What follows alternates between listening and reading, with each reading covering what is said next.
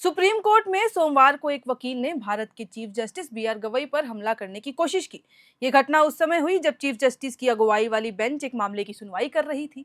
उस दौरान वकील उनके डेस्क के पास गया और अपना जूता निकालकर उन पर फेंकने की कोशिश की। कोर्ट में मौजूद सुरक्षा कर्मियों ने हालांकि उसे तुरंत पकड़ लिया, लेकिन बाहर निकलते समय वकील ने नारा लगाया, हम सनातन धर्म का अपमान बर्दाश्त नहीं करेंगे। इसके बाद चीफ जस्टिस ने कोर्ट में मौजूद वकीलों से कहा कि वे अपनी दलीलें जारी रखें और इस घटना से ज्यादा परेशान ना हो। उन्होंने ये भी कहा कि मैं भी परेशान नहीं हूं, मुझे ऐसी चीजों से कोई फर्क नहीं पड़ता, हमें अपना काम जारी रखना चाहिए। अब उनकी इस प्रतिक्रिया से कोर्ट की कार्यवाही बिना किसी बड़े व्यवधान के आगे बढ़ी। मीडिया रिपोर्ट्स के अनुसार वकील का नाम राकेश किशोर है।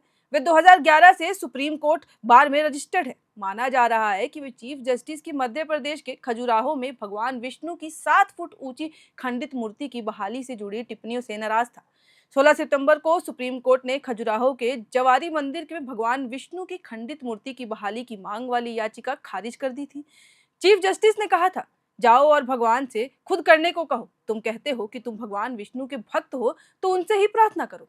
याचिकाकर्ता ने इस फैसले पर नाराजगी जताई थी। उन्होंने कहा था कि वह फैसला उनकी धार्मिक भावनाओं को ठेस पहुंचाने वाला है। कोर्ट ने यह भी कहा था कि मूर्ति अपनी मौजूदा स्थिति में रहेगी और भक्त चाहे तो दूसरे मंदिर में पूजा कर सकते हैं। उन्होंने मांग की थी कि श्रद्धालुओं के पूजा करने के अधिकार और मंदिर की पवित्रता को बनाए रखने के लिए सुप्रीम कोर्ट इस मामले में हस्तक्षेप करे। चीफ जस्टिस ने बाद में अपनी टिप्पणी पर सफाई दी। उन्होंने कहा कि सोशल मीडिया पर उनकी बात को गलत तरीके से पेश किया गया। उन्होंने ये भी कहा कि वे सभी धर्मों का सम्मान करते हैं। बेंच में शामिल जस्टिस के विनोद चंद्रन ने सोशल मीडिया को एंटी सोशल मीडिया कहा और बताया कि उनकी बातों को भी गलत तरीके से दिखाया गया। याचिकाकर्ता के वकील संजय नूली ने कहा कि चीफ जस्टिस के बारे में सोशल मीडिया पर फैलाए गए बयान सरासर गलत है। अब 18 सितंबर को सॉलिसिटर जनरल तुषार मेहता ने कहा कि वे चीफ जस्टिस को 10 साल से जानते हैं और वे सभी धर्म स्थलों को सम्मान करते हैं। उन्होंने कहा कि सोशल मीडिया पर आजकल बातों को बढ़ा चढ़ाकर दिखाया जाता है। उन्होंने न्यूटन के नियम का जिक्र करते हुए भी कहा कि अब हर क्रिया की जरूरत से ज्यादा प्रतिक्रिया होती है। वरिष्ठ वकील कपिल सिब्बल ने भी इस बात से सहमति जताई और कहा कि सोशल मीडिया की वजह से वकीलों को रोज परेशानी का सामना करना पड़ता है।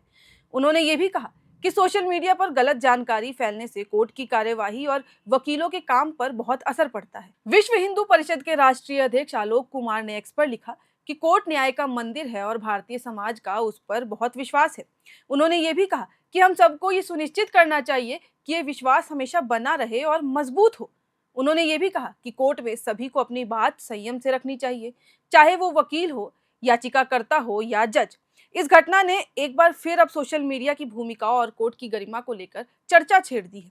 ये मामला न केवल धार्मिक भावनाओं से जुड़ा है, बल्कि ये भी दर्शाता है कि कोर्ट में संयम और सम्मान बनाए रखना कितना जरूरी है। चीफ जस्टिस की शांत और संतुलित प्रतिक्रिया ने इस घटना के बाद भी कोर्ट की कार्यवाही को सुचारू रूप से चलाने में मदद की। अब इस घटना के बाद कई लोग ये सवाल उठा रहे हैं कि क्या कोर्ट में इस तरह की घटनाएं और बढ़ेंगी। कुछ का मानना है कि सोशल मीडिया पर गलत जानकारी फैलने से ऐसी घटनाएं हो सकती हैं। दूसरी ओर कुछ लोग ये भी कह रहे हैं कि कोर्ट को अपनी टिप्पणियों में और सावधानी बरतनी चाहिए ताकि धार्मिक भावनाएं आहत ना हो। ये भी ध्यान देने वाली बात है कि सुप्रीम कोर्ट ने पहले भी कई बार धार्मिक और सांस्कृतिक मामलों में फैसले दिए हैं जो विवादों का कारण बने हैं, लेकिन हर बार कोर्ट ने यह स्पष्ट किया है कि उसका मकसद किसी की भावनाओं को ठेस पहुंचाना नहीं था। अब इस मामले में भी चीफ जस्टिस ने अपनी सफाई में यही बात दोहराई। सॉलिसिटर जनरल तुषार मेहता और वरिष्ठ वकील कपिल सिब्बल जैसे लोगों ने सोशल मीडिया की गलत जानकारी को इस तरह के विवादों का एक बड़ा कारण बताया। उनका कहना है कि सोशल मीडिया पर बातों को तोड़ मरोड़ कर पेश करने की वजह से कई बार गलतफहमियां पैदा हो जाती हैं। ये गलतफहमियां न केवल कोर्ट की कार्यवाही को प्रभावित करती हैं, बल्कि समाज में भी तनाव पैदा करती हैं।